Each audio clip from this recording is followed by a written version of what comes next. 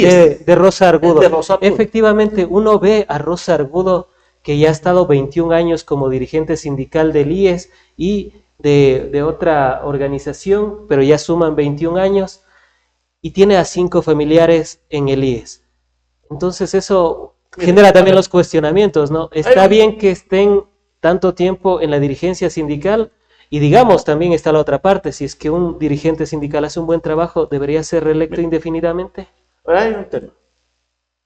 Primero, quien elige son los socios. Y quien toma las decisiones son los trabajadores como máxima autoridad de la organización. Eso dicen en la mayoría de estatutos. Entonces, en el tema de la señora Argudo, obviamente se entiende de que ella sigue ahí dirigente porque tiene el apoyo de su gente. Salvo de que existan otras cosas. ¿Qué se ha denunciado? Mire, nosotros le denunciamos a la señora en el 2017 ante el Consejo Nacional Electoral, digamos ante el Consejo de Participación Ciudadana y Control Social, por todas estas cosas que ya se venían hablando. Anteriormente los compañeros, en el caso del compañero Nelson Erazo, la denunció y que ella le puso una denuncia en la fiscalía. Entonces no es nuevo. Tercero, hemos venido denunciando la corrupción en el IES. Recordará que en unas mesas de trabajo en el 2019, ahí se hicieron 198 denuncias en la fiscalía en el tema IES. Y ahí estaban estas cosas, porque aquí tienen que responder varias cosas. No únicamente la señora Argudo, sino los presidentes del Consejo Directivo del IES. Ahí pasó el señor Cocho Cordero, y otros más, que ya sabían de que la señora tenía familiares en el IES. Y lo denunciamos meses atrás, que el gerente del IES en Cuenca era su yerno, que fue parte de los famosos acuerdos que hicieron para asaltar el IES, pues, en la época del señor Lazo, que emitió el decreto 571, si no me falla la memoria, y el señor Richard Gómez entró por la ventana a representar, entre comillas, a los afiliados jubilados. Pero si revisamos y retrocedemos un poco, son parte pues, de lo que constituyeron en el 2012 la famosa CUD, que recordará usted y la ciudadanía hablaban del sindicalismo de nuevo tipo. Hablaban de que todos somos iguales entre empleador y trabajador o entre obrero y patrón. Y con el aval de estos sectores, recordará usted que el señor Carrasco, ex ministro del Trabajo, presentó el famoso proyecto de relaciones laborales. Y le cambiaron el nombre al Ministerio del Trabajo. Le pusieron Ministerio de Relaciones Laborales porque dijeron que todos éramos iguales. Y obviamente el Frente Unitario condenó eso, se movilizó y archivaron ese proyecto. Para analizar precisamente aquello, estamos junto a José Villavicencio, quien es presidente de la UGTE, a quien le damos la cordial bienvenida. ¿Cómo está, José? Qué gusto tenerle en La Otra Verdad. Un gusto. Bueno, gracias. Un gusto poder saludar a nombre de nuestra central sindical UGTE en calidad de presidente de turno del CUD. A mí me parece que los asambleístas no se ubican en la coyuntura actual que está viviendo el país en el tema económico, político y social. Y digo esto porque obviamente los asambleístas han servido para, obviamente los que votaron, aprobar leyes en contra del pueblo ecuatoriano. Y podemos poner algunas. El tema del IVA, más allá que dijeron que ellos no han aprobado, dejaron la puerta abierta para que el presidente no suba únicamente un punto, sino 3, como estamos viendo, y que en una recesión económica ha sido el primer golpe a los ecuatorianos, acompañado a eso el tema de los combustibles.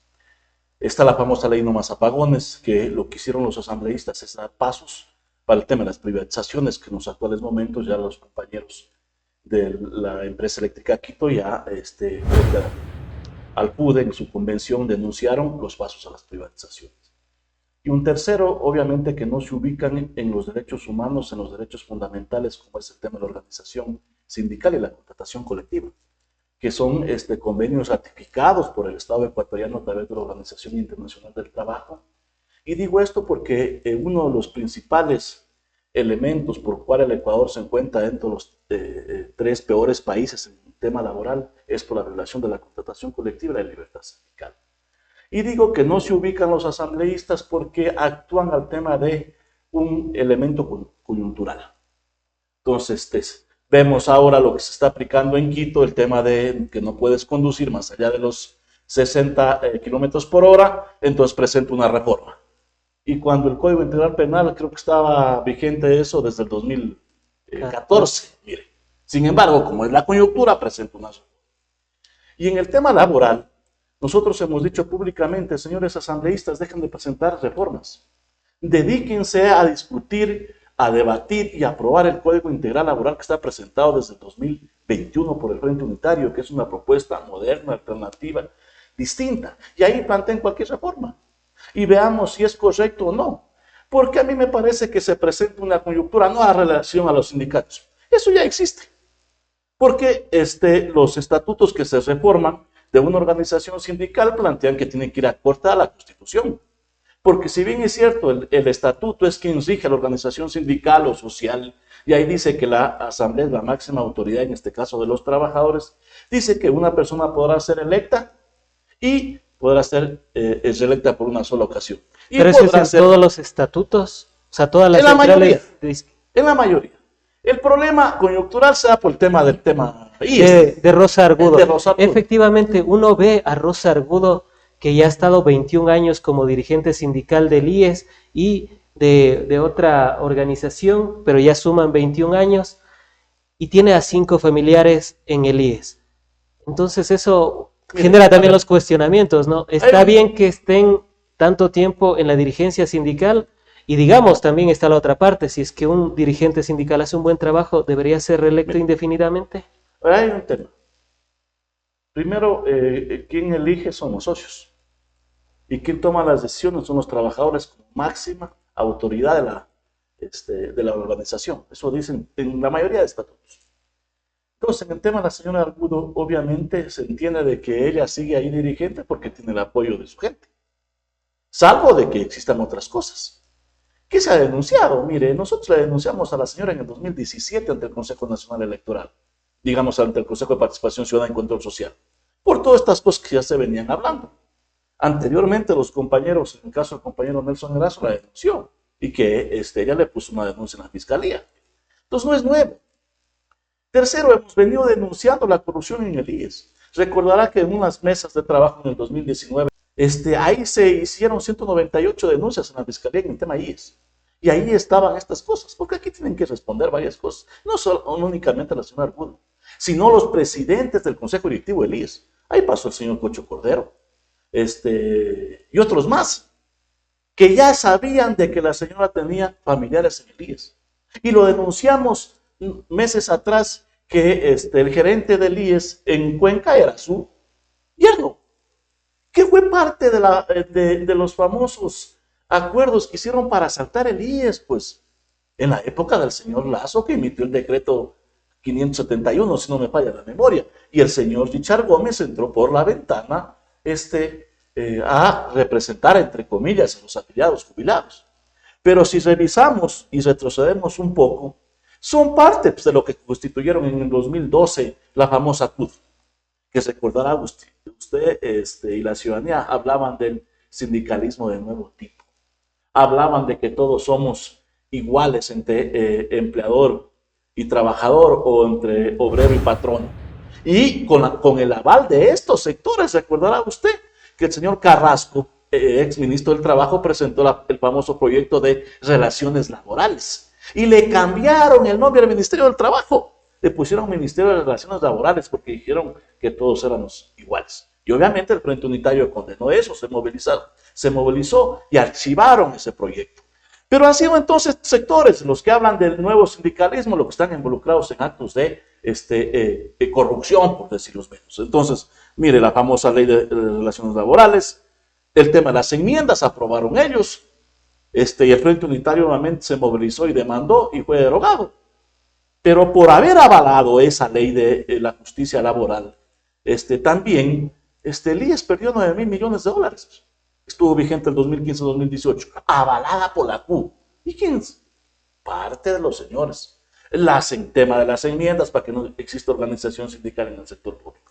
¿A qué quiero llegar con esto? Mire, entonces, en el tema de la reelección, ¿usted está de acuerdo en que se dé la reelección indefinida de los dirigentes sindicales? Nosotros tenemos problema que reformen si cabe el término. Pero tienen que ir de acuerdo a lo que dicen los convenios internacionales, 87 y 98. Pero más allá de eso, nosotros decimos claramente, señores asambleístas, dejen de pasar tiempo, Dedíquense a aprobar el Código Orgánico Integral Laboral. No presenten reformas por motivos coyunturales, porque obviamente hay un proyecto de código que se debería tratar, que ahí habla del tema del teletrabajo, de regular a los trabajadores de las plataformas digitales, un código incluido, moderno. A eso deberían dedicarse, no a presentar reformas, parches, solo en base de la coyuntura, cuando el problema de fondo es otro. Nosotros no tenemos problema, dicen, de que para regular a los dirigentes que se han pasado de organización a otra. En nuestro caso, la UGT tiene 42 años de vida. En esos 42 años, obviamente, luego de que ya le legalizaron en el ministerio, porque fueron después de 15 años que nos dieron la personalidad jurídica de una larga pelea, hemos tenido alrededor de 6 presidentes. Y en mi caso, no es que he venido de otra central y me ha pasado la UGT. Eso no va a suceder. Si otra gente ¿Desde cuándo está en la UGT? Yo estoy en la UGT desde 2015. Y entonces será... ¿Y también no ha estado en el Frente Unitario de Trabajadores como representante? Será mi último periodo, porque como digo, en nuestro caso han pasado 6 presidentes en los años que ha estado ya regulada jurídicamente nuestra central sindical. En el tema del PUD, obviamente es un tema rotativo. De las 4 centrales que existían, ahora hay 3 porque la CTE fue separada por algunas posturas que cometió en contra de los trabajadores. Entonces las 3 centrales rotan cada 2 años. Entonces a nosotros nos tocó en el 2017 y otra vez nos tocó este año porque ya pasaron los 4 años de las centrales. Entonces yo entregaré en mayo ya la presidencia de turno del PUD, le tocará en este caso a la CEDOCUD porque no es elección, es un tema rotativo porque el Frente Unitario obviamente es un frente que no es jurídico, pero sus centrales sí son jurídicas, las 6 que lo forman con organizaciones sociales como tal. Entonces, nosotros decimos ese no es el problema de fondo. Hay otros temas que la Asamblea debería dedicarse y no actuar en base a la coyuntura. Y la señora Argudo tiene que ser investigada y tiene que ser sancionada. Tiene que ser sancionada. Nosotros le hemos dicho a la señora ministra y lo ratificamos. Ministra, publique quienes tienen los sueldos dorados. Porque ahora dice los dirigentes sindicales tienen sueldos dorados. Mi sueldo es de $860 con los beneficios de la contratación colectiva. No sé si eso será un sueldo dorado, pero publique quiénes tienen. Segundo, quiénes se beneficiaron de los contratos colectivos y quiénes son los responsables de que se haya firmado en cuenta de la ley. Que hablan de CENER, CELEG, CNT y Petroecuador. Pero no generalicen, porque ahora entonces la organización sindical es un monstruo. La contratación colectiva quiebra a las empresas. Cuidado, entonces queramos satanizar. Porque ¿quién pone los gerentes de las empresas? Los presidentes. ¿Quién firmó esos contratos colectivos? Ministro de Trabajo, ministros de Finanzas. Entonces, que se diga quiénes son los responsables, porque dice que eso... En algunos casos, como la de la CNT, fue por una resolución de la Corte Constitucional. Con un juez de Manabí, me parece que sí, una resolución que está involucrado, creo que en estas cosas, porque se han negado. Claro, porque se sumaron bastantes. Entonces, ¿verdad? ¿Por qué no apelaron? Y verá lo grave que hace CNT.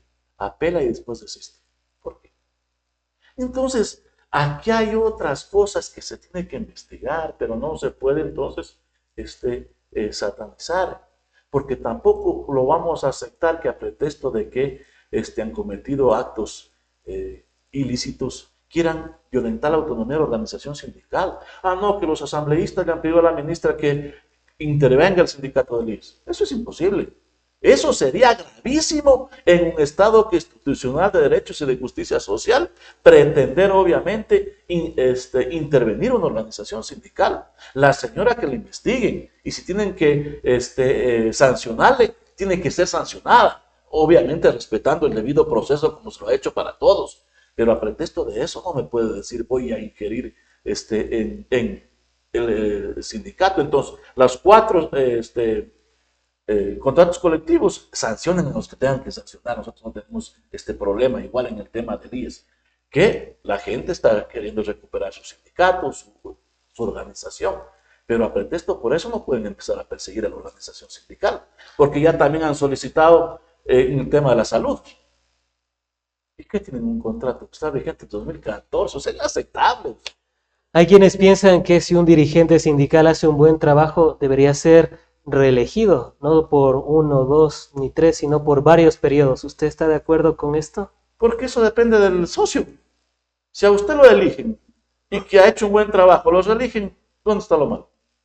¿Dónde está lo malo? Entonces, Y hay otros que dicen que se debería dar un recambio, que claro, debería haber una renovación, porque digamos, ¿cuánto tiempo le conoce a Mesías Tatamuez, por ejemplo, o a Andrés Quispe, bueno, entre otros mire, dirigentes sindicales? en el tema de Mesías se le ha planteado que anteriormente era dirigente del Seguro Campesino, o sea, de los campesinos, y que está recientemente en el tema sindical. Pero ¿quién no elige a Mesías? Son sus bases, son sus sindicatos. Entonces, si se hacen los congresos y lo eligieron, ya le responde a sus bases. ¿Sí? Mire, yo fui reelecto en noviembre del 2023, justamente cuando se posicionaba el presidente Daniel Noboa. Asistieron 1.200 delegados. Y ellos plantearon, obviamente, ratificarle la confianza a José Villavicencio. Pero yo digo, será este periodo. Tengo un periodo de 3 años y entregaré y vendré otro compañero. Y entonces yo reconozco y agradezco a esos 1.200 delegados que estuvieron presentes en la provincia de Cotopaxi, de más de 18 provincias, que ratificaron la confianza. Pero no es que hemos estado eternos, ya. Algunos compañeros que están varios años. Pero si hay algunos que ya están algún pero tiempo, ahí sí ¿no? ya deben responder Por cada ejemplo, organización. Yo Mesías respondo por la Tatamuez, mía. yo lo recuerdo a Mesías Tatamuez desde que era niño. Sí, y obviamente ahí ya debe responder su organización, que en este caso es la SEDOCUD. En el tema de Andrés Quispe, está recién presidente de la UNE. No es de que ha sido anteriormente presidente de UNE, él fue reelecto hace 3 meses, no, electos, no me vaya la memoria, porque anteriormente era Isabel Vargas. Anteriormente fue Rosana cuando fue asaltada la UNE. Y obviamente ha habido siempre, en nuestro caso, un proceso de renovación. Dicen que desde el lado oficial que los dirigentes migran de una central sindical a otra. Y justo por eso le mencionaba de Mesías Tatamuez que ha sido dirigente de la CEDOCUT, usted ya ha manifestado que ha sido del Seguro Campesino y también ha sido parte del Frente Unitario de los Trabajadores. ¿Está haciendo una suerte de migración de No, centrales sindicales verá, lo ahí? que pasa es que hay un tema, los gobiernos jamás han entendido el papel de la organización sindical y social. Y actualmente no es la excepción. Yo he dicho claramente, el viceministro de gobierno, el único que conoce es su ciudad natal, que es Ambato, y parte de Quito. No conoce el país, no conoce la realidad. Entonces hablan. Y como todos los gobiernos nos han atacado. Cuando convocamos a una movilización para enfrentar la política neoliberal antiobrera, nos tildan de sueldos dorados, de que somos los mismos. Y obviamente nosotros hemos respetado, pero no compartimos algunos medios que se prestan y se ponen al servicio del gobierno de turno. Se prestan para estas cosas. Que no pagamos impuesto a la renta. ¿Cómo vamos a pagar impuesto a la renta si no tenemos grandes edificios o tenemos sueldos altísimos? Porque, O no pasan la base imponible claro, de pues 10, $12,000. exactamente. Porque ahí está la norma, porque impuestos pagamos todos. Y desigual el impuesto al valor agregado IVA. En este caso que ya no es el 12%, sino el 15%. Y yo digo desigual porque en las mismas condiciones pasa Álvaro Noboa, que no paga impuestos, por ejemplo. Y así podemos poner ejemplos. Entonces, siempre ha habido una política de atacar a los dirigentes. Entonces, hay medios que se prestan, más allá que no compartamos, para atacarnos. Y no se dan cuenta que la organización sindical es parte del desarrollo económico, político y social, y que es valiosa en el tema de un Estado constitucional de derechos y parte de la democracia.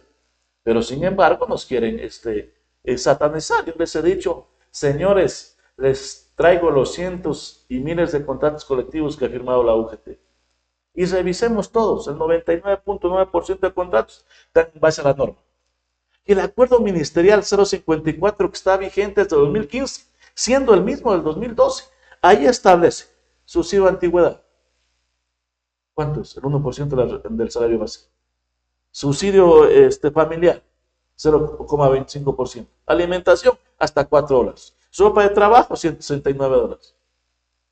Entonces, el contrato colectivo se ha negociado en esos parámetros. Y hay contratos colectivos que siguen ganando los trabajadores al básico.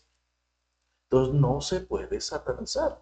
Y los que, vuelvo y repito, han negociado, han acordado y han pactado fuera de la ley, tienen que ser sancionados, pero no generalicemos. Ahora bien, el tema de las reformas que se plantean en la Asamblea Nacional en torno a la reelección indefinida, ¿ustedes qué le sumarían o qué rechazarían de esta propuesta de ley que están A ver, planteando primero no la actualmente? conocemos, honestamente no la conocemos.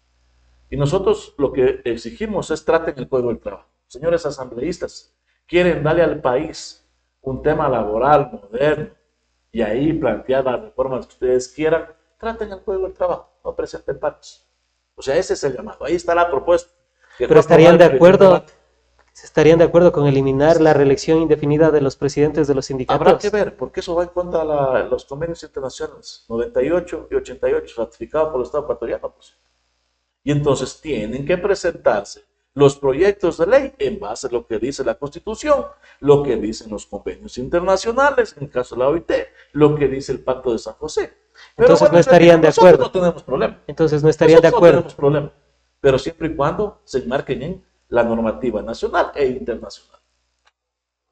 Y para finalizar con el tema de los contratos colectivos también y de los sueldos dorados que se ha manifestado por parte de algunos medios de comunicación, inclusive también partes del gobierno, ¿ustedes creen que está haciendo una suerte de deslegitimación de las contrataciones colectivas por parte de algunas empresas públicas y privadas? Mire, hoy hay un ataque a la organización sindical, a la contratación colectiva, que son derechos fundamentales. Y obviamente decimos esto porque se mete a todos en el mismo saco. Y como ya me lo refería yo anteriormente, el 99.9% de los contratos están marcados en ley. Que enmarcados en ley con una congelación de sueldos y salarios por más de 10 años. Entonces, el O cero, sea, son partes mínimas las que se han mostrado. por Por ejemplo, supuesto. que una persona que gana 400 con el contrato colectivo llega a ganar Mire, 800, como que, bueno, digamos mire, mire, mire. que fuera mucho, ¿no? El Pero es lo que 054 le le plantean. denomina las denominaciones de puestos, del 1 al 9. ¿Quién está en la nominación 1? Auxiliares de servicio, guardias. ¿Cuánto tienen ellos por la negociar? El techo es 561. 561. Que algunos compañeros ni siquiera eso tienen.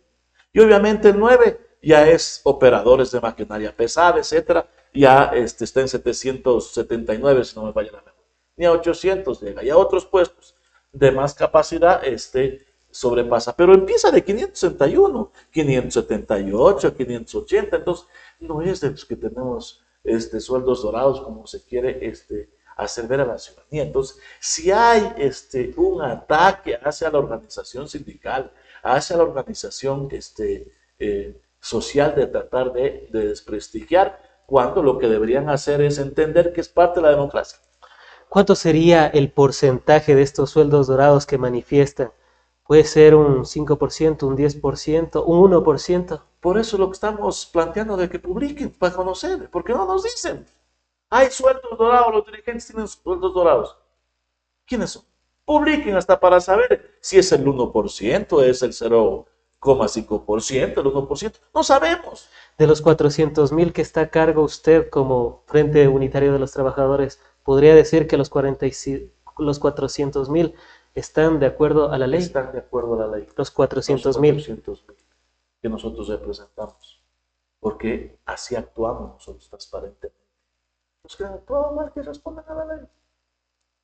¿Y de sus compañeros ha habido alguna denuncia, por ejemplo, de Mesías Tatamuez, por ejemplo, de Andrés Quispe o de algún otro? Más O allá, sea, que sepan y digan, ¿saben qué? Sí nos equivocamos. De los 20,000 que están a mi cargo, ha habido 100 que se nos pasó por las manos. hasta ahora no, más allá del ataque de los gobiernos. Hasta ahora no ha habido de decir que están fuera de la ley. Porque los contratos colectivos tienen que estar en el marco de la ley. Los que no están, que respondan. Ministerios, los jueces. Y esos jueces corruptos deben ser sancionados. Nosotros estamos esperando hasta ahora que la Corte Constitucional se pronuncie sobre el caso del señor Gómez de Líez. Porque, claro, lo metieron por la ventana con jueces corruptos y de bolsillos de Quevedo. ¿Y de qué? ¿De gratis? No, de gratis, ya sabemos. Que por suerte también está involucrado en un caso de esos jueces. Pero la Corte no se pronuncia, ahí está una apelación sobre lo que hizo el juez de Quevedo y la Corte de los Ríos. Entonces la Corte Constitucional también debe pronunciarse. Y hay otro aspecto que no se debe satanizar. Las enmiendas fueron derogadas en el 2018 por la Corte Constitucional, ratificadas por la Corte en febrero del 2019. Y obviamente, ¿qué fueron derogadas? Que vuelve a su naturaleza el tercer inciso de la Constitución del artículo 328, si no me falla la memoria, o 326, que decía el tercer párrafo de que las obreras y obreros del sector público estarán reguladas bajo el Código del Trabajo. Eso ya fue recuperado. Entonces tampoco es ilegal que luego que la Corte derogó eso, los trabajadores que desde 2015 al 2018 fueron contratados a través de la LOCE tienen que ser pasados al Código del Trabajo y tienen que serse beneficiados a la contratación colectiva. Eso no lo dice José Villavicencio, lo dice la Constitución, lo dicen los convenios internacionales. Entonces, la ministra por lo menos ya dijo de que le está pidiendo un informe a la Contraloría. Entonces no es malo. Si son guardias, si son auxiliares de servicio, si son choferes, como está ocurriendo en el mismo IES, que no les dan el cambio de régimen a 3,000 trabajadores. Tienen que hacerlo, porque además de la Corte Constitucional hay una sentencia y una jueza, porque la jueza lo que hizo es guiarse en la sentencia de la Corte Constitucional, que es obligación a las instituciones cumplir. Hasta octubre del 2019 tenían plazo. Del 2019, que el Ministerio del Trabajo emitió las directrices a través del decreto 7373 para que todos los trabajadores que estuvieron en el OCE pasen al Código del Trabajo de acuerdo a su actividad. Y lo dice el mismo 1701 con su reforma 225 que está vigente desde 2009. Miren, entonces, no es tampoco esto ilegal. Si hay un chofer, hay un guardia que fue contratado por la LOCE, pero por su actividad es código, tiene que ser pasado al código. Eso debería ser la señora ministra del Trabajo. Brevemente, ¿por qué son importantes los contratos colectivos? Porque protegen el derecho al trabajo, la estabilidad. Si no hubieran los contratos colectivos, le prometo que la gente que tiene estabilidad no la tuviera. ¿Por qué? Porque mejoran las condiciones económicas en algo. Tema subsidio de antigüedad, subsidio familiar y alimentación. Porque en los contratos colectivos que no tienen los trabajadores no tienen estos beneficios. Es ropa de trabajo. El tema de la seguridad, que es fundamental porque se conforma el Comité de Seguridad Higiene Ocupacional. Y hoy cuando la Organización Internacional recomienda de que deberían analizar el tema climático sobre los trabajadores y en qué condiciones laboran. Miren, entonces, estos son fundamentales que se plasman en una contratación colectiva que se convierte en una ley para las partes de distinto cumplimiento. Porque esto es doble vía, derechos, obligaciones. Antes de finalizar, y no sin antes agradecerle por haber estado en el espacio, también nos gustaría abordar lo que opina acerca de esta unidad de las izquierdas que se han reunido algunos partidos y movimientos políticos. Sabemos que Unidad Popular ya desestimó y rechazó la propuesta después de haberse sentado en la mesa de diálogo. ¿Cuáles son sus apreciaciones desde las centrales sindicales? ¿Y si han tomado alguna consideración en conjunto o cómo lo han visto? Miren, el tema del Frente Unitario vamos a conversarlo ya mismo. A las 10 de la mañana me reúno. Pero en el tema de la UGT nosotros hemos dicho sí a la unidad, pero no con el correísmo. Y lo vamos a explicar por qué, brevemente. En el famoso acuerdo ministerial, decreto presidencial 1701 del 2006, digamos 2009, ya se hablaba que los derechos de los trabajadores eran privilegios. Vamos al 2011, la famosa ley de compra de renuncias voluntarias obligatorias, el decreto, que la Corte, por cierto, lo acaba de derogar después de varios años. Pero a esa gente se le dejó sin trabajo, cientos y miles de trabajadores de las famosas compras de renuncias voluntarias obligatorias. Le dejaban a usted sin trabajo y luego ni siquiera podía volver al sector público. El tema de enmiendas, el tema de la famosa ley de justicia laboral, el tema de la ley de optimización y empleo juvenil, pero sobre todo la represión que tuvimos los dirigentes sindicales y sociales, con un gobierno que tuvo la oportunidad de cambiar y no lo hizo, que está involucrado en actos de corrupción más allá que no lo acepten. Entonces, por estas cosas hemos dicho sí a la unidad, pero no con el correísmo. ¿Con quién nomás podrían hacer la unidad ustedes? Pachacuti, Partido Socialista, Habrá que ver qué piensa Izquierda Democrática. Y las organizaciones sociales y sindicales hemos dicho, mira al pueblo para hacer gobierno, pero no con el pasado. ¿Por qué nos olvidamos? El mismo Rafael Correa dejó abriendo el camino para volver al Fondo Monetario Internacional. Moreno, que era parte de ellos, por cierto, lo quiso ejecutar, porque ya el expresidente Correa dejó abriendo el camino. Lazo siguió en la misma línea. Pero ustedes no apoyaron a Moreno No, cuando señor. le hicieron la traición a No, la señor. Revolución Ciudadana. No, señor. Otra cosa es que nos hemos reunido, como nos reunimos con Lazo y le hemos dicho las cosas en la cara. La reunión de Lazo podía haber durado 5 ¿No minutos. votaron a duró cinco. favor de la consulta popular de Lenín Moreno? Pero porque habían cosas importantes, como hicimos ahora. Miren, en la consulta de Daniel Pero Noboa, algunos de los jueces que se pusieron después de la época de Trujillo son precisamente los que están siendo ahora juzgados y tienen un Mire. montón de causas penales. brevemente, mire, tema Lazo. La consulta dijimos no, porque era terrible. Y ahora le dijimos, Pero a la de Moreno le dijeron que sí. porque eran cosas importantes. O sea, romper. Porque no podemos dejar de plantear. Se demostró a la saciedad que estaba estructurada en este país una cadena de corrupción y todavía no se logra romper. Y no es de ahora, es desde atrás. Lamentablemente la institucionalidad del Estado está corrompida, está podrida. Y eso hay que limpiarlo. Caso contrario, no vamos a cambiar este país. En el tema laboral, si se pudiera llegar a considerar en el FUT que van a tener la reunión, podrían analizar los datos. A mí siempre me gusta tener los datos históricos. Por ejemplo, en el 2006 había 26% de afiliados al IES. En el año 2016 se llegó a 42% de afiliados al IES de la población económicamente activa, casi el doble de cuando asumió la presidencia de Rafael Correa. Y ahora estamos bordeando el 30% de afiliados al IES de la población económicamente activa, casi 12 puntos, bordeando porque está 31% más o menos. Sí. No estaba todo mal en esa No, época. hablemos una práctica. Yo he trabajado alrededor de más o menos 10 años en el sector privado. En mis primeros 6 años no tenía seguridad social. No había. Yo empecé a trabajar a los 12 años. No había. Luego ya vine a trabajar en el sector privado acá en Quito, alrededor de 5 o 6 años también, pero ahí ya me afiliaron. ¿A qué quiero llegar? Porque fue una suerte como de presionar a los ¿Recordará empleadores. Ahora ya prácticamente no hay esa presión como la hubo antes. ¿Recordará usted en el 2011 la consulta de Correa? ¿Cómo nos oponíamos a que no se sancione al empleador que no afiliaba desde el primer día a un trabajador? Pero nos oponemos a lo otro. Pero dijimos sí a eso, porque es parte de nosotros. Claro, Entonces, las eso un poco reivindicaciones. permitió. Sin embargo, no hay control ahora. Por eso lo que le hemos dicho Justamente en ese a la sentido, ministra. ¿no sería bueno que vuelva un estado que controle y regule todos estos temas? Porque uno se va por los locales comerciales y créame, yo me he pasado y de 10, a duras penas 2 tienen afiliados al IES y los demás, pero usted ve en la época del correísmo que de esos 10, 8 estaban afiliados y 2 era ese margen de error. ¿No sería bueno volver a tener eso? Pero no como los que cometieron también errores, porque un gobierno del pueblo puede hacerlo eso y mejor.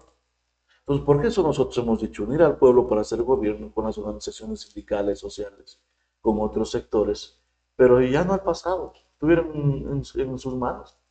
Entonces, Pero entonces la alternativa podría ser la derecha, porque Daniel Noboa tiene una intención de voto del 30%. Daniel Noboa va a ser derrotado en las urnas el 9 de febrero, porque obviamente es un gobierno que es más de lo mismo, es un gobierno mentiroso, un gobierno que no ha resuelto los problemas, que nos incrementó 3 puntos de IVA para el tema de la seguridad y siguen habiendo muertos.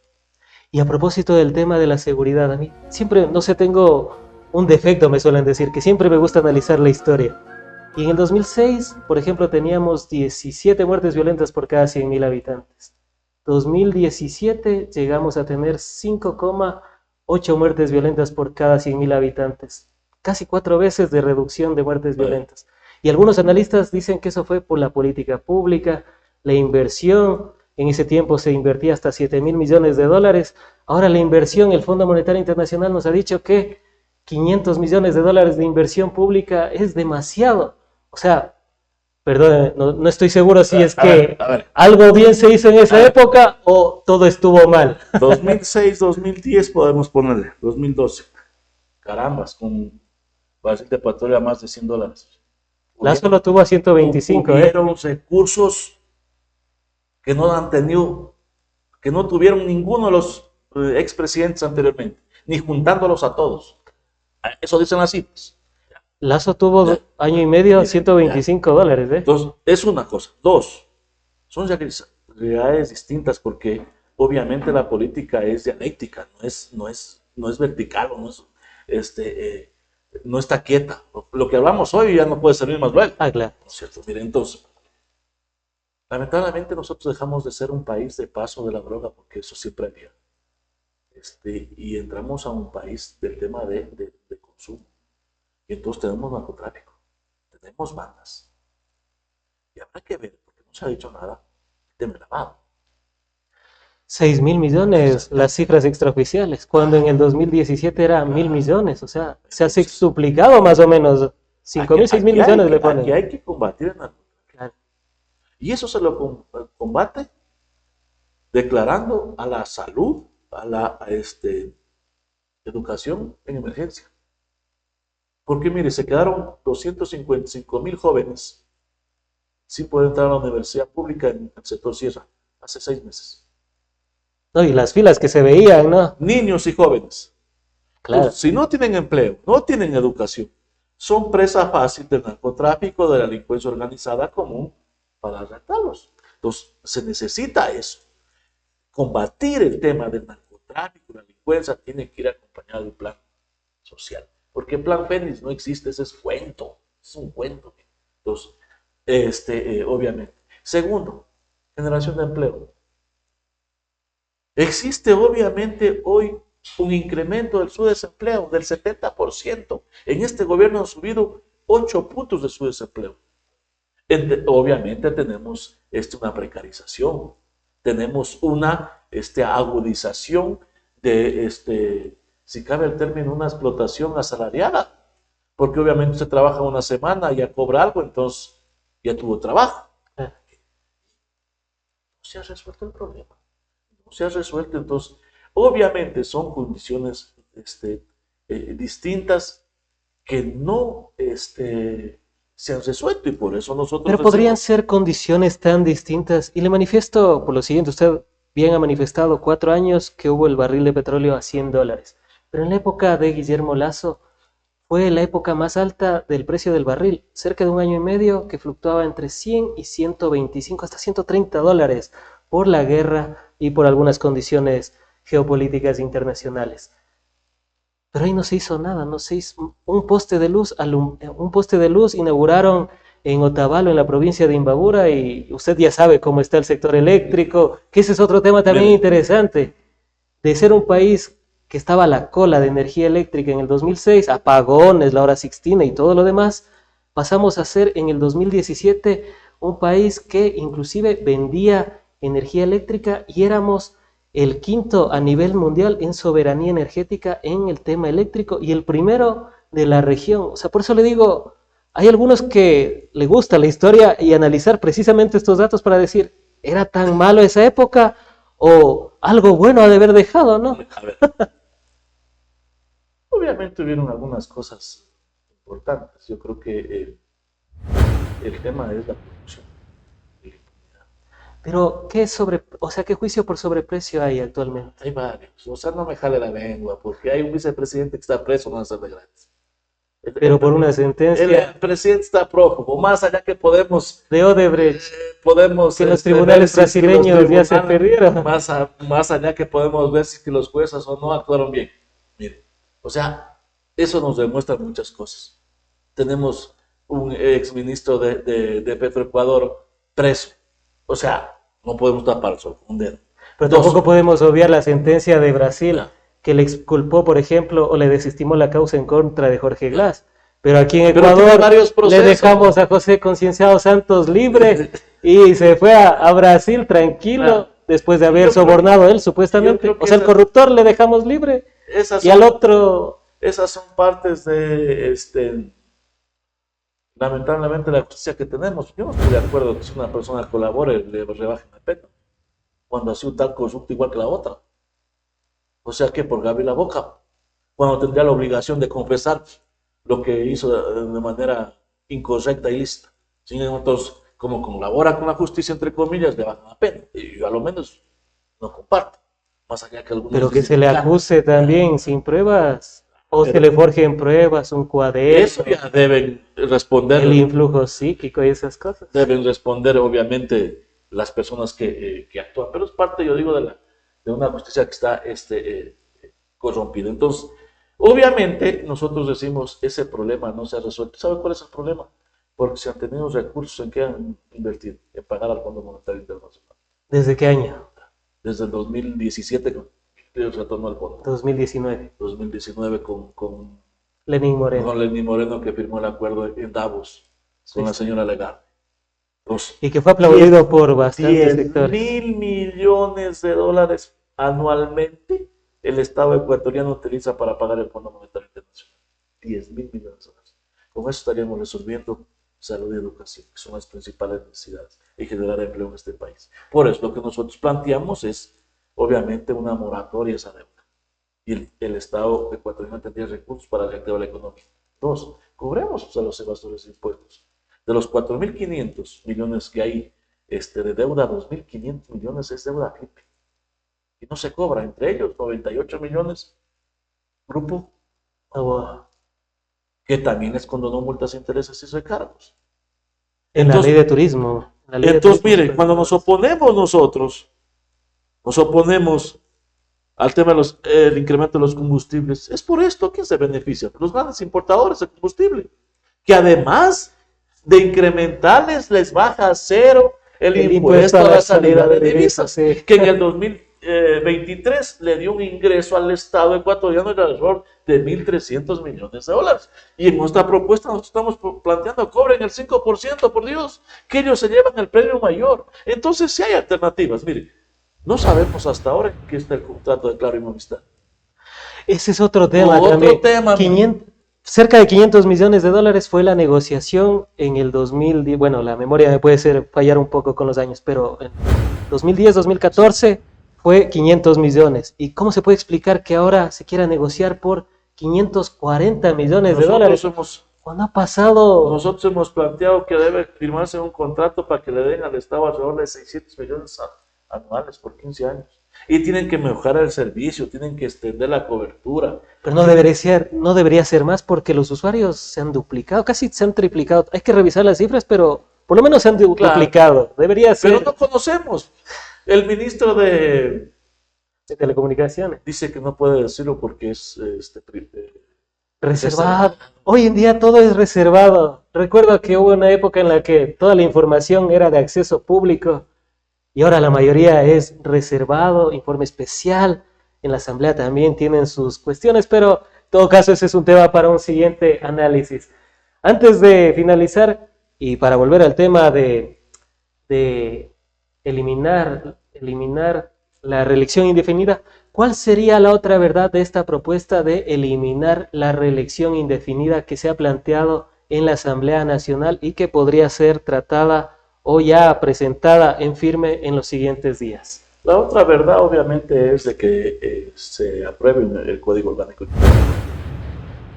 La otra verdad es de que no va a ser con esta asamblea, sino con la que el pueblo ecuatoriano elijamos en febrero del 2025. Y la otra verdad es de que Daniel Noboa también va a ser derrotado en las urnas de manera democrática, junto a la movilización, a la organización sindical y social, un gobierno que no ha resuelto los problemas. Y la otra verdad es que vamos a trabajar para que exista un gobierno de que cambie de visión, de que no vea como la alternativa el Fondo Monetario y su política neoliberal, que es criminal, sino una política social que esté al servicio de las y los ecuatorianos. Han sido las apreciaciones de José Villavicencio, presidente de la UGTE, también representante del Frente Unitario de los Trabajadores, a quien, como siempre, agradecemos por haber estado aquí en La Otra Verdad, transmitido por En Retrospectiva.